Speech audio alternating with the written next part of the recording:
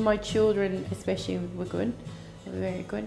Could not have done it. I know I couldn't have done it completely without them. I had a very, very busy life, so I was about to shove in hours of study that I knew I needed to do into already a busy life.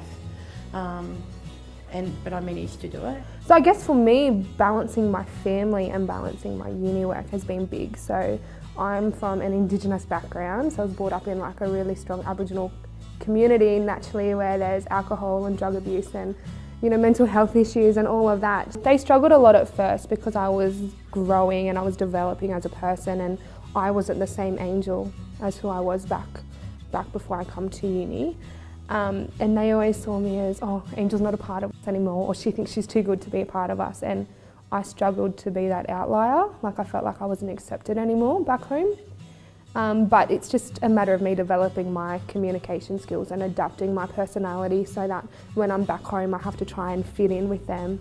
And it's the same in the workforce, like when I'm at work, you're a completely different person, you're this professional Angel. Or when I'm at uni, I'm study Angel, or when I'm at home, I'm sister and cousin and daughter Angel. So it's just a matter of trying to adapt who I am. You don't lose relationships from going to uni, they change. See, I was very dependent on my mum and my family back home, whereas now I'm a woman. I've grown up, I've got my goals, I've got my dreams, and I have a life.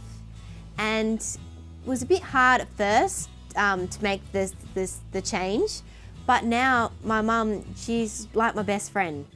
With my family, they're not very fond of me doing this degree particularly. Because it is out of their expectations of me. With friends and relatives, I would say I think I just don't have as much time as I did before. Because I would focus so much on being, answering student emails and things, my wife would sometimes say, "John, you put the students first," and that was wrong balance of things. And I need to, or have readjusted that. Family has to be first. There is a little bit of jealousy, not so much now, but when I initially started and sort of left home and left like a lot of my friends there, a lot of friends went away to other unis and some friends stayed there. And so there was that aspect of jealousy there. Oh, you're off doing your own thing, like why have you left us here at home and stuff like that. So there was a little bit of an aspect of jealousy there.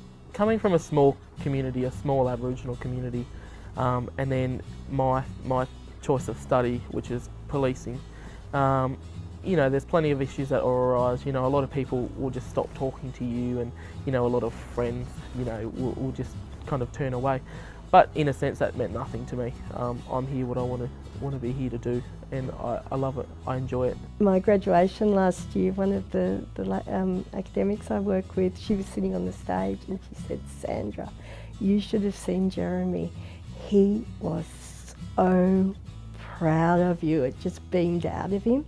So no, I do remember that he's around, and he's out working on days I'm off as well. So at the weekend we make sure we have time together and we go for a walk on the property. It has affected them. I know it has, especially in that time of assignments and things are due, and I stress, so therefore the family and friends, especially the family, starts to stress. I have had the time that, I have had to say, look, I'm really sorry, I have to study, I have this on or something, and they may not have been happy about it, but overall they have known that, this is what she needs to do.